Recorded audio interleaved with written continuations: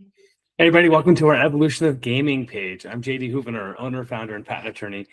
This page is awesome. It's kind of a short and sweet read about the evolution, the timeline of gaming and the inventions, innovations that have come about. This kind of also tracks my childhood personally in the 90s, loving multiple player online role-playing games for any of those nerds out there, online chess. If you remember Slingo, anybody out there remember Slingo? Some of these early games that we could connect on. That was the 90s, late 90s, even early 2000s. And you'll read below, we've got the mobile phone obviously came about in the 2000s, right? 2000, 2010, 2007, the iPhone came out, and all of a sudden we're playing on our phones, playing Wordle or Scrabble, interacting with Tetris, and doing lots of course, social media, which really is not really a game, but there are games on those platforms that we really got hooked on and started to begin the mobile gaming revolution. Now, of course, inventions require nothing more than a novel method or process. And that's what most software is in terms of digital gaming.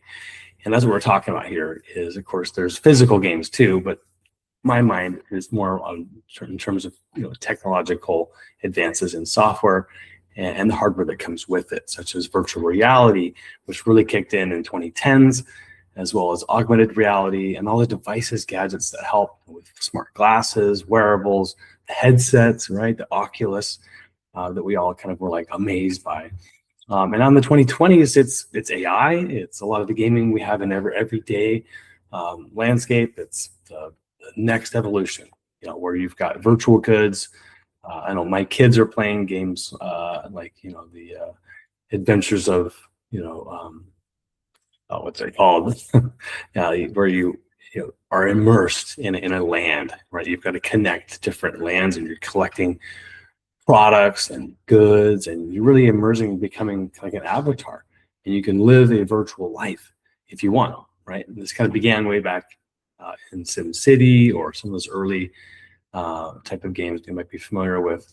And so anyway, gaming itself is wonderful, and I think it's a very positive thing. And it shouldn't be thought of as this sort of artsy, copyright-only thing. It is an aspect of invention and can be quite technical and solve problems that we might have.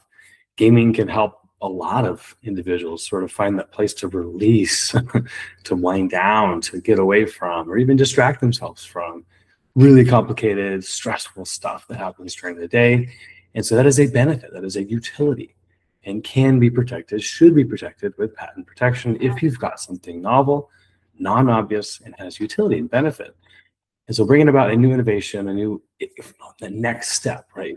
And whatever it is, what part or aspect of gaming, whether it may include the back end, like the blockchain, or the technical code work, or more of the user interface, what the customer, the user will see, all of that, the design from the technical to the more integrated solutions, systems level thinking, all of those things will be part of what could be your patent. So if you have questions, if you have something on your mind, you're interested in learning more about evolution of gaming, contribute here, share with us, comment below.